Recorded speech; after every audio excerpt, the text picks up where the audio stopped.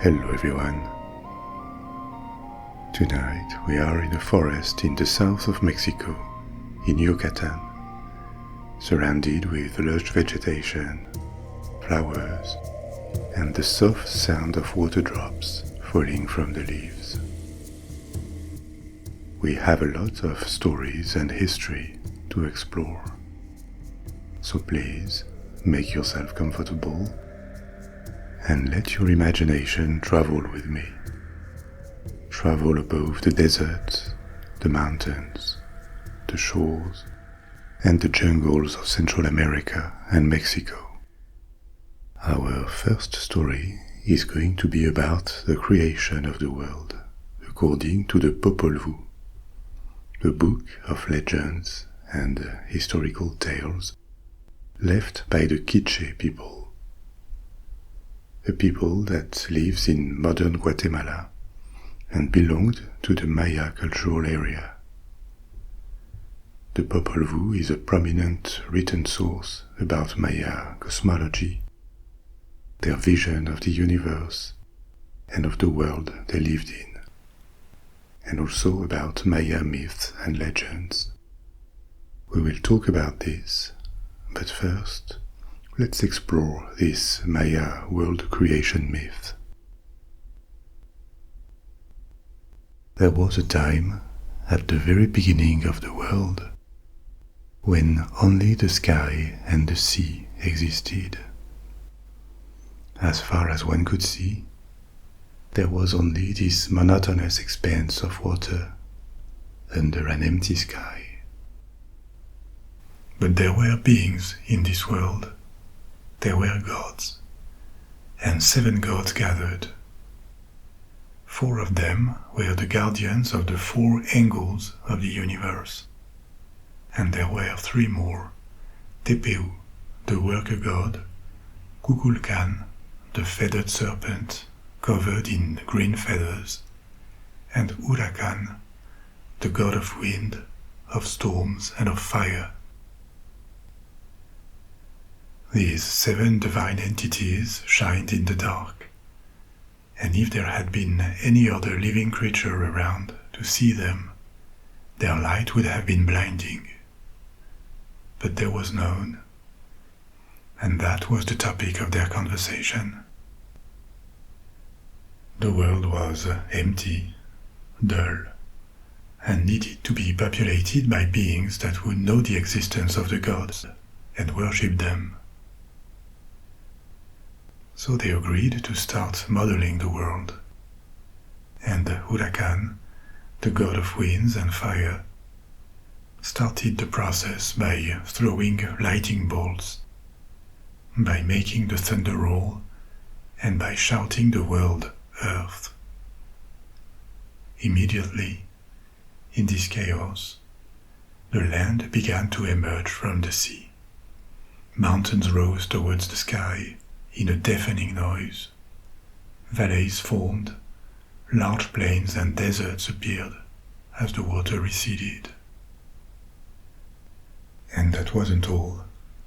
The power of Huracan also made vegetation grow in these landscapes, covering them in all shades of green. The other gods watched this and liked this new world, which was now more varied and interesting, but still empty of beings. One of the gods observed that this world would be useless if there was no one to congratulate and worship them. The gods thought they should now create beings, and they started working on it. Each of them used their imagination, and this was how they created the first inhabitants of Earth: the birds, the snakes, and the beasts. They didn't only create them in all sorts of colors, of sizes and species. They also gave them a language, a different language for each species, in the hope that all these animals would sing their praises and use their language to glorify their creators. Finally, they decided that these animals would be the guardians of the plants. Once they were done, the gods gathered again and told the animals that it was now time for them to start singing their praises, honoring the gods and celebrating this wonderful creation. But it didn't go as planned. The animals were not intelligent enough, and all they could do was chirp, hiss, or roar. The gods were disappointed and realized that the animals that they had created were far from perfect. So they sentenced the animals to be forever hunted and eaten, and decided to move on. They needed to create other beings that would be sensitive and smart enough to show gratitude to their creators. They decided to create humans. But what material would be appropriate? They thought of clay, and with clay they modeled an entire people of human beings. They animated them and gave them language. But once again, the result was disappointing. The sculptures could move and speak, but they turned out to be as stupid as the animals that had preceded them. They were stiff, they couldn't turn their heads, and they didn't feel anything, which made them unable to correctly worship their creators. That was another failure. So the gods destroyed these failed clay humans and searched for a building material that would produce more intelligent creatures. They thought of wood, and soon wooden humans populated the emerged world. They could speak, they reproduced, and they had abilities that their clay predecessors lacked, like using tools or building houses. But these wooden humans were still heartless and limited. They showed no curiosity, no feelings, and they completely ignored their creators because they lived in the most superficial layer of their conscience, unable to dig deeper and become spiritual. Once again, the gods were disappointed, and they condemned this second race of humans to disappear. They sent a dark, thick rain over the world, and only a handful of these wooden humans survived, finding refuge in the woods, where, according to the legend, their descendants still live, still survive, having taken the form of little monkeys that live in the trees. Once again, the gods congregated and spoke of the material they could use for their next attempt. They needed a substance noble enough that could be used to make the flesh and blood of humans and would give them life and strength, but also intelligence and emotions. As they were thinking, 4 animals came to them and told them that they knew what material corresponded to their search. The animals took the gods to a place where there was wild corn growing. The animals took the yellow and white grains of the corn, crushed them, and added water to form a paste. They offered this paste to the gods and told them that they should make humans with it. The gods tried it and made 4 humans with that corn paste, and this time it worked. These humans were very intelligent and sensitive. They worshipped their creators instinctively and called them by their names. Their sight was also perfect. Even in the dark, they could see so far away that at any time they saw the limits of the universe and could not only see but understand the true nature of the cosmos. and they were so smart that they quickly became as knowledgeable and capable as the gods. This was starting to become worrying for the gods. Maybe these humans were a bit too perfect. So the gods decided to limit their powers. They obscured their sight. The four men could no longer see the whole universe. Instead, they were now limited to their immediate surroundings. And with the loss of this perception, the loss of the understanding of the nature, the dimensions and the limits of the world, the men lost most of their wisdom and intelligence, sentenced that they were to live in a world they could not really comprehend, lost in a partial vision that would make them develop ill-informed prejudices, and desperately search for a meaning that they were now unable to grasp. Still, some of their intelligence and sensitivity remained, and the gods were satisfied. As the night came, they formed 4 women with the same corn paste, also blinding them to the true reality of the universe. And when the men woke up in the morning, they found their new companions.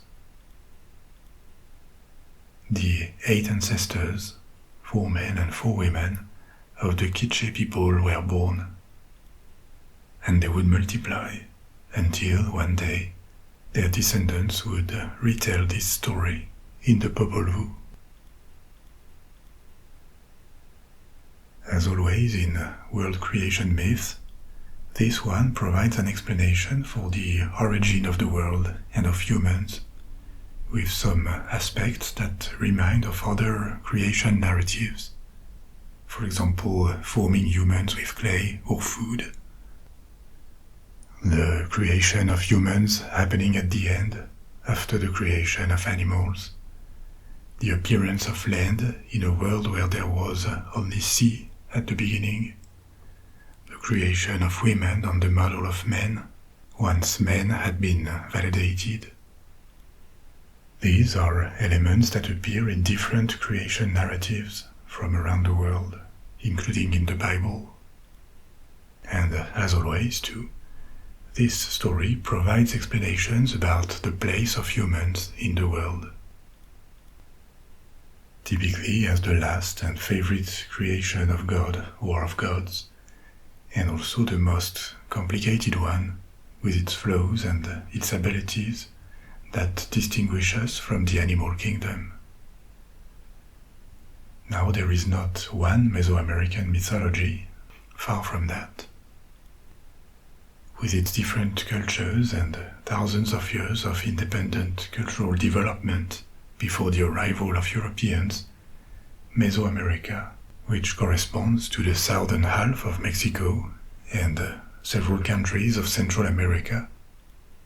So Mesoamerica had a wealth of cultures that rose and sometimes fell long before the end of the Pre-Columbian period. The most famous are the Olmecs, the Toltecs, the Maya, the Aztecs, but there were more, and they had big differences. But they were in contact, they showed similar levels of technical development, and they shared many cultural traits. Their aesthetics, their production of crafts, and their works of art, their societies, their vision of the world, their beliefs and their myths, were at the same time different but connected. It is a bit like the Fertile Crescent in the Middle East, another cradle of human civilization. Different cultures and ethnicities that were separate, but also sharing cultural traits that spread to the entire region, and came back transformed as cultures and states rose and fell along many centuries. So it makes sense to look at Mesoamerican myth as a whole, as long as we bear in mind the distances in space and in time between these different cultures. Some narratives circulated. their cosmologies had similarities. And this is why I tell you about Maya and Aztec myths together tonight. As I tell you more of these stories, you will notice that some motifs come back. For example, the feathered serpent. I just told you about the Maya feathered serpent, Kukulkan, and in a minute we will hear of Quetzalcoatl, the Aztec feathered serpent. These myths lasted for centuries, possibly thousands of years. When the Aztecs rose in the northern part of Mesoamerica in central Mexico, the Maya had long passed their peak as powerful and wealthy city-states. Maya culture had survived the abandonment of these large Maya cities like Palenque, Chichen Itza or Tikal. But politically and militarily, the Maya had declined so much that they could barely oppose the conquest by Spanish conquistadors when they arrived in the 16th century. And this was the time when the Popol Vuh, this text about the mythical tales, the history, the cosmology and the gods of the ancient Maya was composed. Composed by the Quiché, these people that belonged to the Maya cultural area. The story I just told you is not necessarily the only Maya creation story. It is just one that the Quiché happened to have and compiled in the Popol Vuh. But it is well possible that this is just one tradition, one version of the story, and maybe Maya mythology was way more diverse. We cannot know for sure, because lots of writings were lost. They were lost before the Spanish arrived in the south of Mexico, because the Maya had declined centuries earlier, and also after, as the Maya population were converted to Christianity. Most of Maya texts were destroyed because they were considered pagan. We don't know to what extent exactly, but part of their body of legends and maybe historical texts too were lost like this. So it is a bit like for Norse mythology, which I already told you about in past episodes. We know it through very few sources. In the case of the Old Norse mythological stories, these sources are mainly the poetic and the prose Eddas, that are texts written in Iceland at the very end or even after the Old Norse period. And in the case of the Maya, there is the Popol Vuh and a few other texts written in the 16th century, at the time when pre-Columbian cultures of Mexico were being dramatically hit and changed forever by the Spanish conquest. So the Popol Vuh, like the Eddas written in Iceland, are like the late remains of dying worlds, which make them very precious culturally, but they may only contain the tip of an iceberg of narratives and beliefs that has entirely disappeared. So I told you of the diversity of civilizations that rose and fell in Mesoamerica. They were diverse, but also in contact. And a good way to illustrate that is to look at another different creation myth. This time we're going to travel north to central Mexico, and I'm going to tell you about the myth of the Five Suns, a narrative of the Nahuatl, one of the indigenous people of Mexico, to which the Toltecs, the Tlaxcaltecs or the Mexica, the Aztecs, belong. You will recognize specific details that were also part of the Maya myth. And the story goes like this. We think we live in the only world that ever was, but this is not true. We are in the fifth world to ever exist. Before our time, there were 4 different worlds, topped by 4 different suns. And the tumultuous story of these 5 worlds and their 5 suns goes as follows. The worlds began when the universe was only void, and from this void happened the greatest miracle ever. The first God created himself from nothing. Himself or herself, because this first divinity was the god of duality, Ometeotl. Ometeotl was both male and female. It contained all dual principles that would one day become familiar: life and death, night and day, or male and female.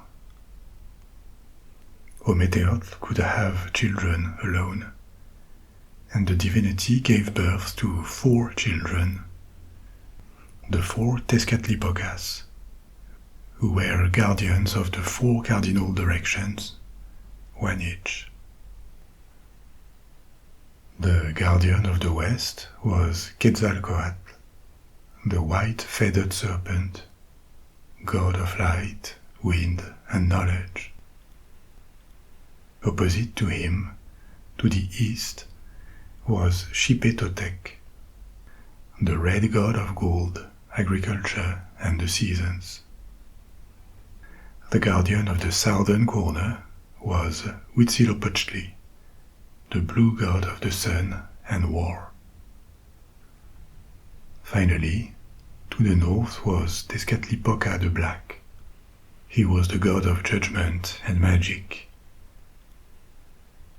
These 4 gods, these 4 brothers, born from Ometeotl, created the world in the space between them, and the center of this world was the city of Teotihuacan, meaning the birthplace of the gods. The 4 gods populated this world with other gods that they created, especially Tlaloc, the god of rain and fertility. On a land that they had made emerge in the middle of an ocean, they put animals and a race of giants. This world needed light, and for this it needed a sun. One of them had to become a sun. Tezcatlipoca, the black guardian of the north, was chosen to fulfill this role. He transformed into a sun, but maybe because of his dark nature, Tezcatlipoca could only become a half sun, and the world stayed quite dark. Still, life continued like this for a while, but the other 3 gods were not very satisfied of this dark world, and a sibling rivalry developed between Tezcatlipoca the Black and Quetzalcoatl the White, the feathered serpent of the west. Eventually, Quetzalcoatl decided he had had enough. He took a stone club and hit his brother with it, knocking this half-sun from the sky.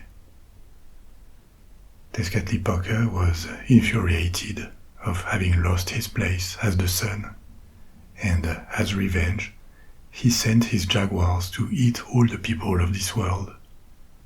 It was only fair to him that if he could not be the sun, no one would live in this now completely dark world. Ravaged by the jaguars of Tezcatlipoca, this world died. And this is how the first world, under the first sun, disappeared. The time for a second sun had come.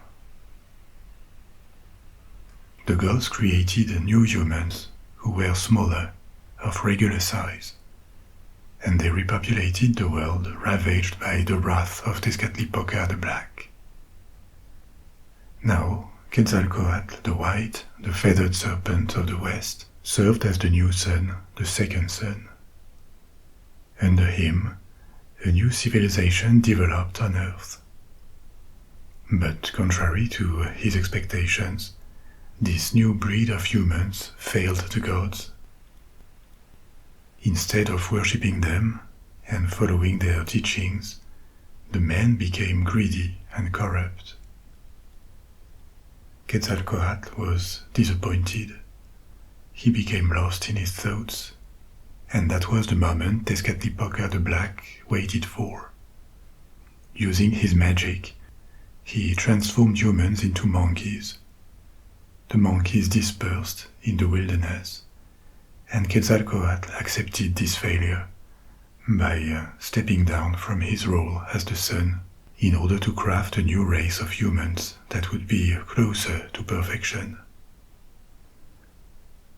And with this ended the reign of Quetzalcoatl as the second sun, leaving once again the world empty of humans. But it was not over. Quetzalcoatl created new humans and repopulated the world with them. So a new sun, a third one, was now needed. Tlaloc, the god of rain created by the four brothers at the start of the universe, was chosen to be this new sun. But Tezcatlipoca, the black guardian of the north, had not been appeased yet, and was still furious for having been knocked off the sky in his role as the first sun. In retaliation, he captured the goddess Tlaloc was in love with, the beautiful Huitzilopchtli, the goddess of beauty and fertility. Tlaloc became so consumed by her disappearance that he no longer fulfilled his role as god of the rain. Now turned into a sun, he warmed the earth. But without rain, a great drought began, and the people of the world went hungry and thirsty. They prayed desperately, but the god was too distracted, and the drought seemed it would last forever. Finally, Tlaloc had a fit of rage one day, and sent a rain of fire upon the earth. What remained of vegetation and people was consumed, leaving only ashes on the emerged world. After that, Tlaloc abandoned his role as the sun and went into hiding, overwhelmed by grief. This was how the world was destroyed again, and the age of the third sun ended, leaving only a lifeless, barren land plunged into darkness. Still, the gods did not abandon their idea to create a world. They worked together to create a new earth, fertile again, and life reappeared on it after the devastation caused by Tlaloc. A new sun, the fourth one, was necessary. And this time, the choice of the gods went to a goddess, Huitzilopchtli, the goddess of water, the sea and rivers. Huitzilopchtli was renowned for her capacity to be tender and loving. She was popular among gods and people, and so she was believed to be a good choice. And indeed, a happy and harmonious period began on Earth. Animals lived their lives and multiplied. Humans praised the gods and were generally happy under the warmth and light given by the fourth sun. And the gods finally felt proud of their creation. All the gods, save one, Tezcatlipoca the Black, was as angry and resentful as ever, and couldn't stand to see a happy world under another sun than him. Full of venom, he approached Huitzilopchtli and told her that she was not really sweet and loving, that it was just a facade to gain the people's praise. He said to her that deep down she was fake and selfish. Tlaloc was so crushed by these mean words that she started crying. Her pain at realizing that such evil was possible and her doubts about her true nature were so intense that she couldn't stop crying. And the world under her paid the price for it. As her tears fell and fell on the land, a massive flood overwhelmed the earth for 52 years. Almost everyone drowned on earth, save for a few humans that became fish in order to survive.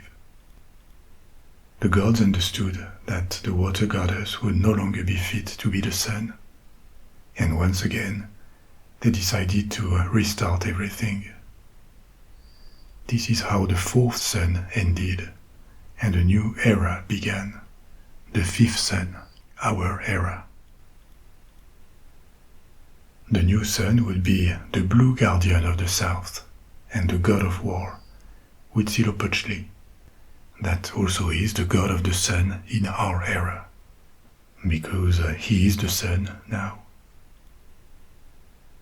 Quetzalcoatl, the feathered serpent, had always been the best defender of humans, and he didn't accept the new destruction of his people. So he went to the underworld and stole the bones of humans from the god of death, after which he dipped the bones in his own blood to resurrect humans. When they opened their eyes, humans found this new sun, this new world, and they praised Quetzalcoatl for this miracle. But as humans repopulated the earth, another conflict was about to burst in the sky this time. Huitzilopchtli was not the only deity living in the sky, far from that. There were plenty of lesser gods and goddesses hidden by his light. These deities became jealous of the fifth sun, and they organized behind the goddess of the moon that led them in an assault on the sun, on Huitzilopchtli. And so began a war in the sky that is still ongoing. When Huitzilopchtli dominates, his light is everywhere, and we call this the day. But regularly, the other deities attack again and come close to beating him. This is the night, when the light vanishes, and the moon and all the other deities of the sky, the stars, become visible. We have to pray that Huitzilopchtli will never lose this fight, because if his light disappears and the world is plunged into constant darkness, if the fifth sun is kicked out of the sky, our world will also end like the four worlds before. And for this reason, men do sacrifices to Huitzilopchtli. Sacrifices are nourishment to the sun to help it in its fight and ensure that daylight returns. Another risk for our world, another threat, is the existence of Tezcatlipoca, the revengeful black guardian of the north, who was responsible for the end of several suns before ours. He also has to be appeased with sacrifices. And finally, in honor of Quetzalcoatl, the serpent, a more benevolent figure, humans spill some of their blood sometimes as a gift, to show gratitude to the god that brought our kind back to life in this world.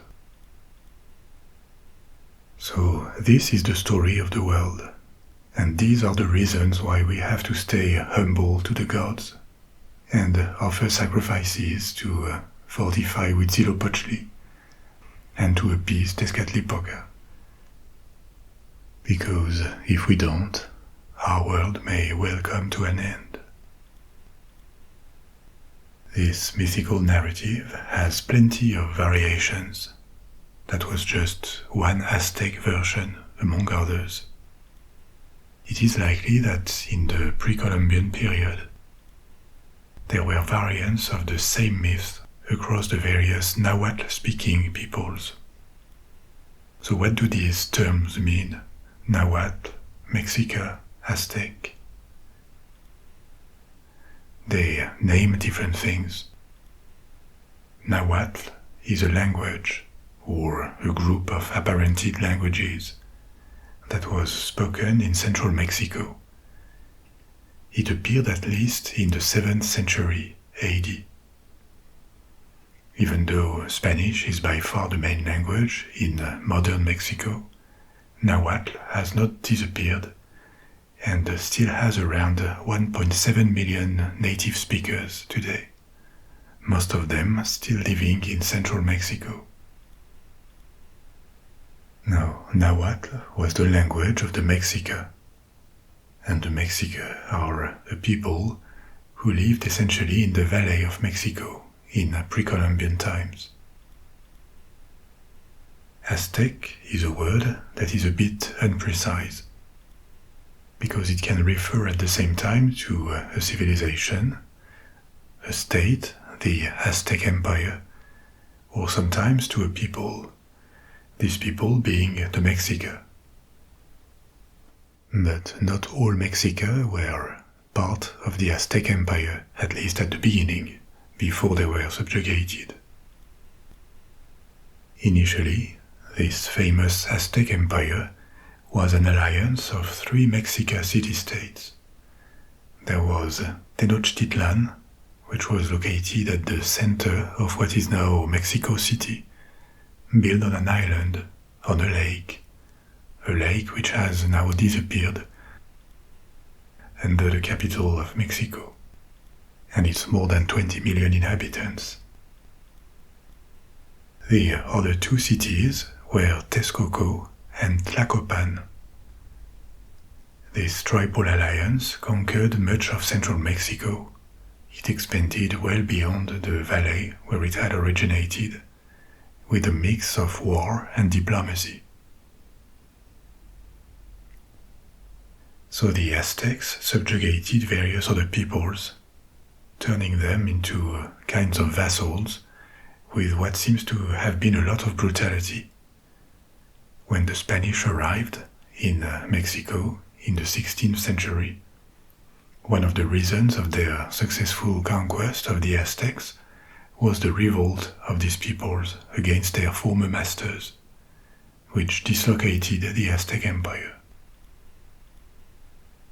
Now, Aztec is also the name of a civilization, one of several from Mesoamerica, because even though the Aztec Empire emerged only a century before the Spanish conquest, it was relatively short-lived.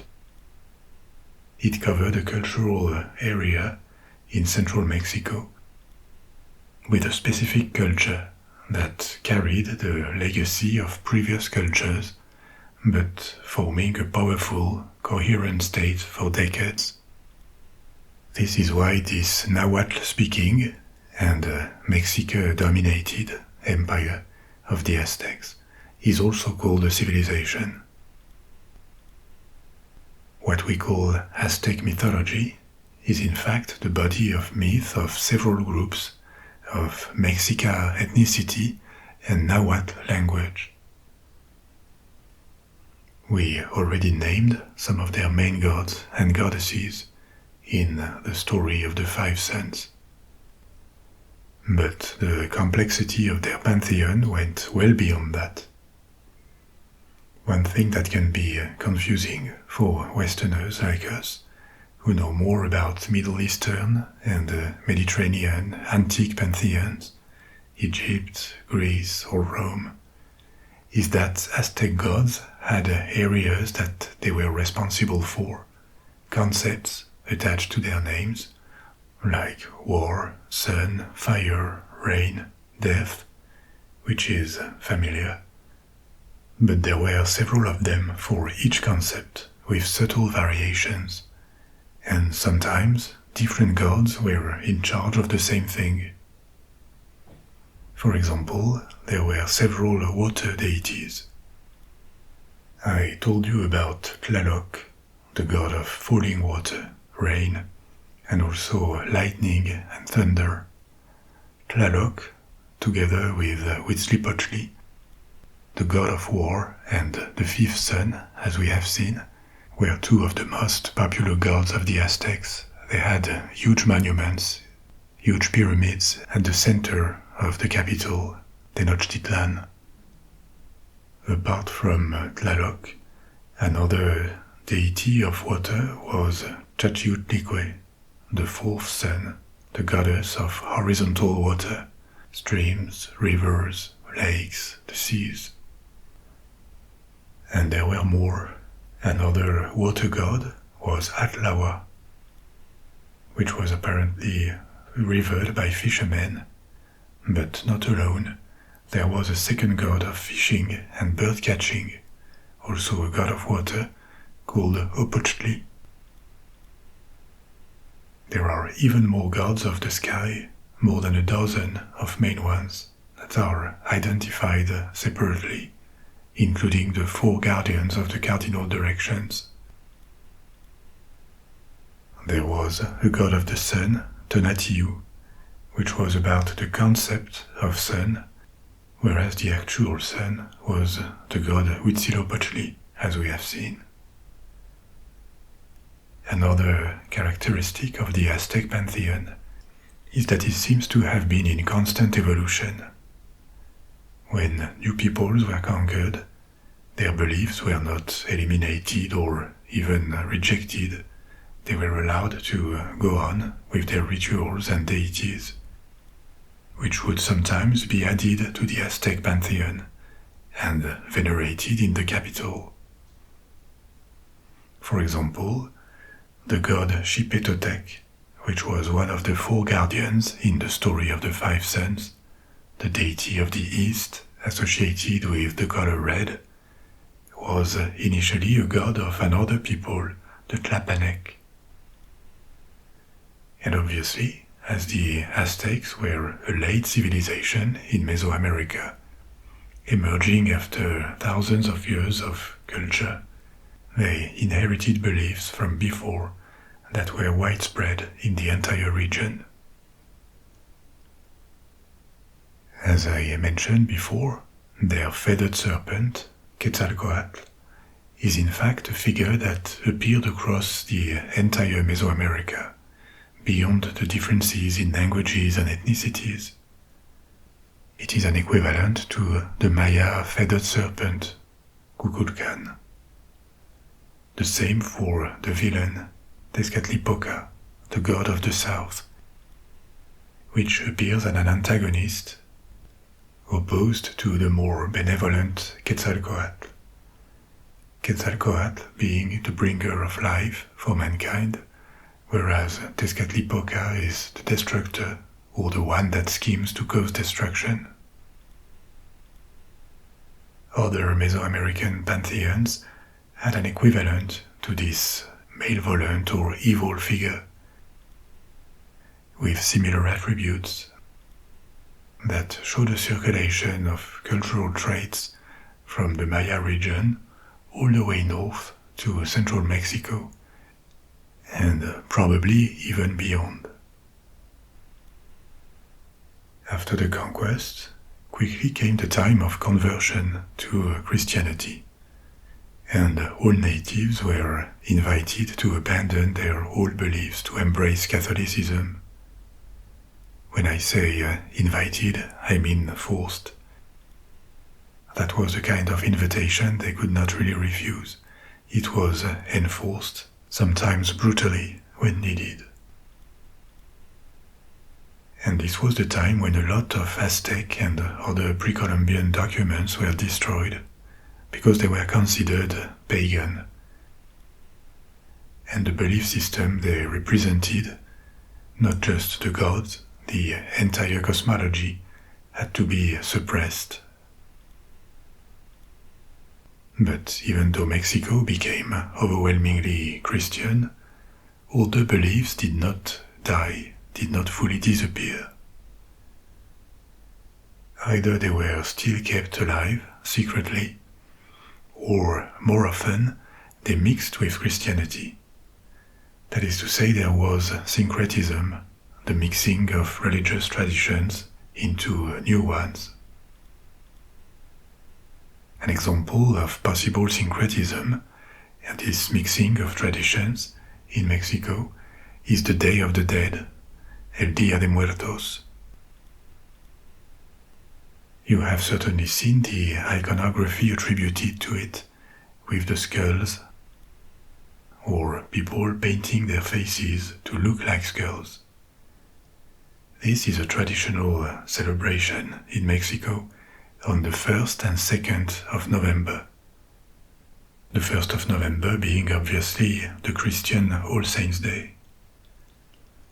Why this specific Mexican tradition with the skulls and the skeletons?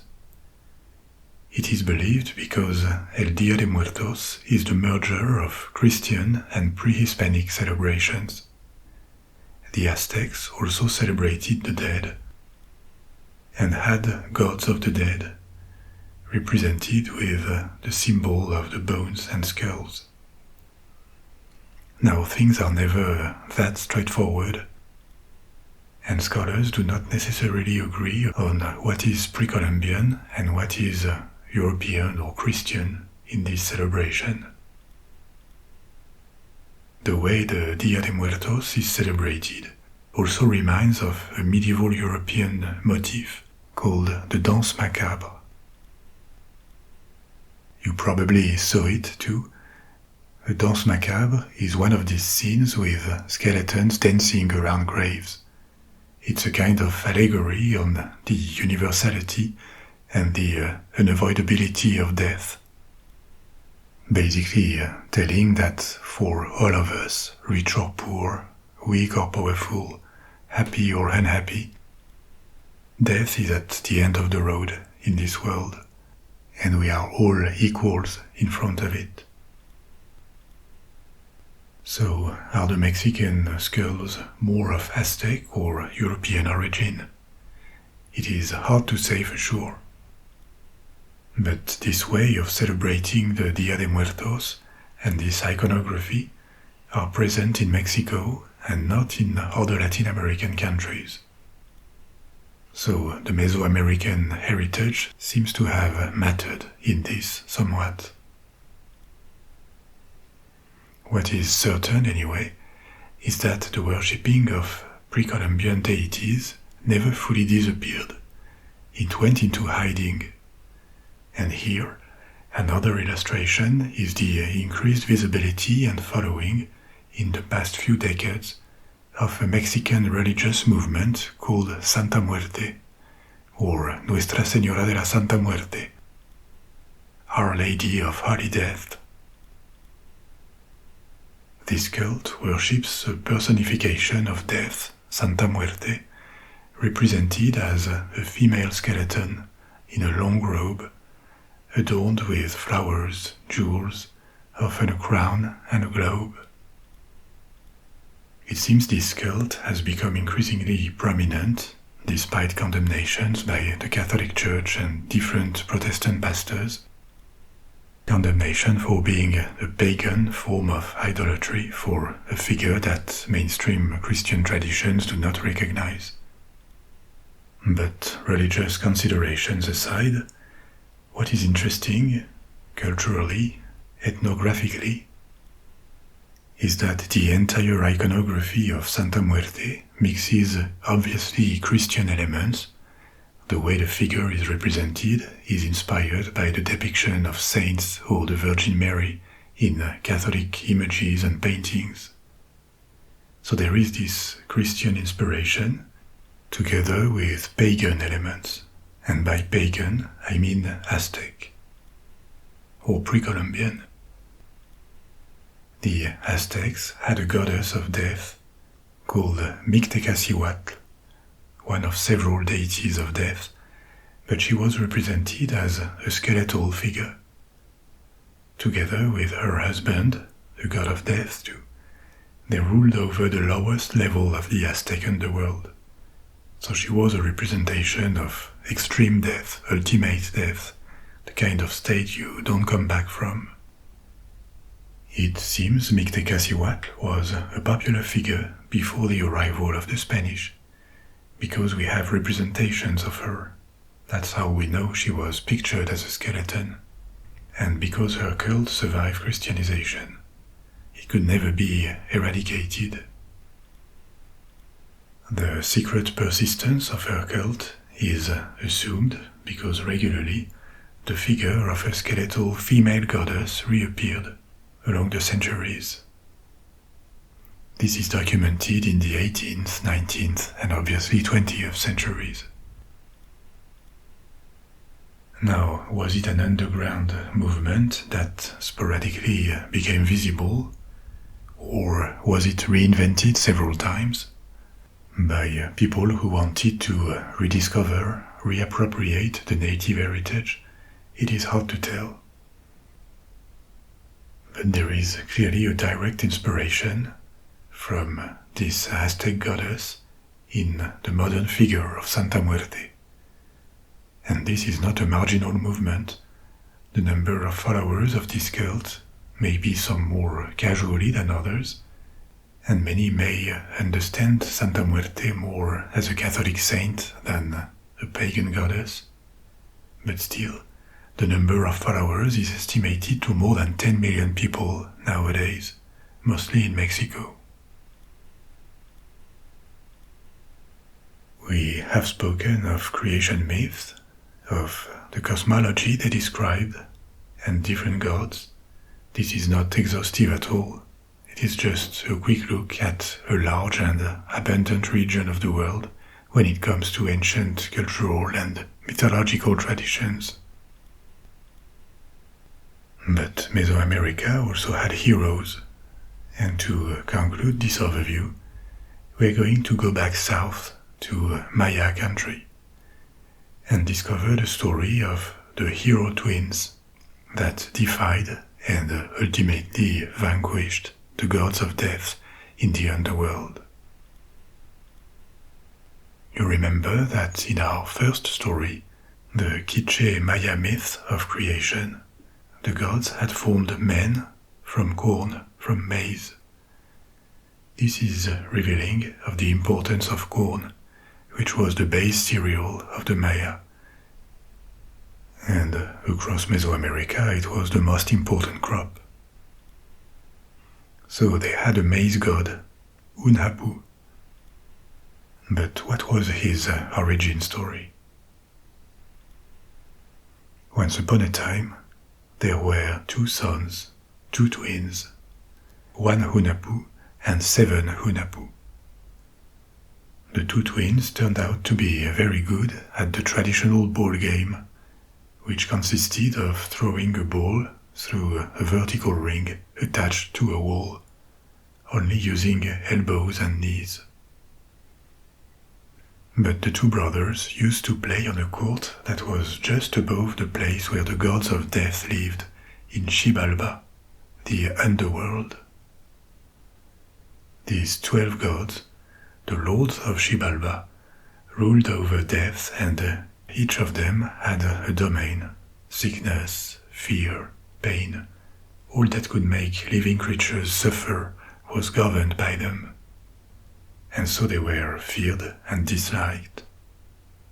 No person in their right mind would have ever descended to Xibalba, where countless traps and other dangers would await them. Unfortunately for the 2 twins, the gods of Xibalba had been annoyed by the noise they made when they played just above them. And they tricked the twins. They invited them to come play the ball game down in their world. When the twins descended, they were captured and killed. That was one story more to add to the long list of bad things that the 12 gods of Xibalba had done. But the story did not end there. When Hunahpu, one of the twins, was not completely dead, his head, which had been severed, could still talk. And one day, the head was found by a princess who talked to it. Such was the power and the fertility of one Hunahpu that she became pregnant.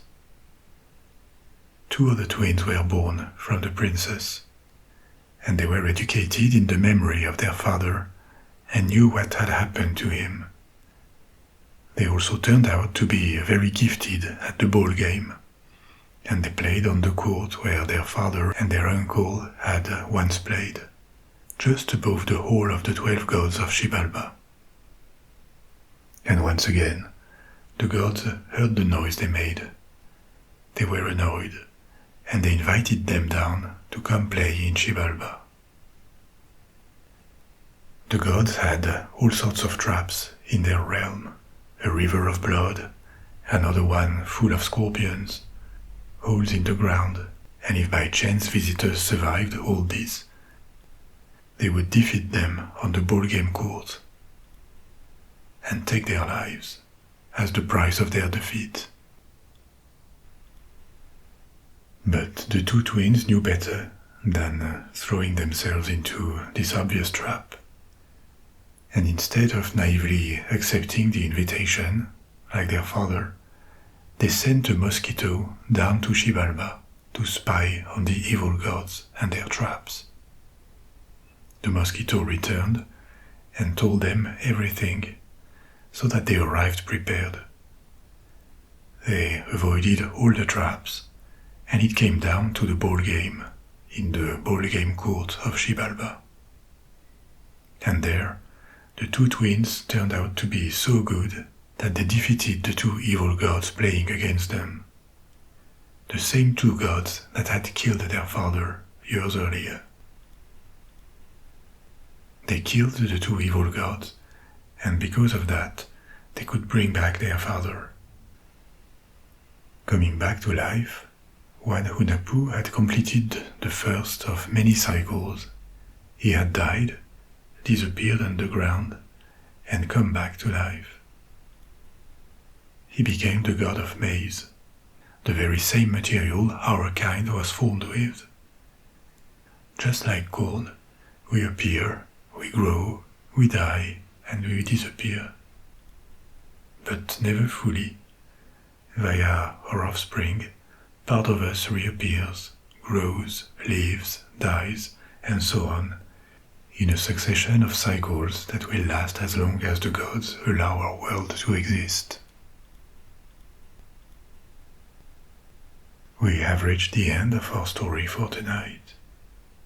I hope you liked it, and I'll be back soon with another one.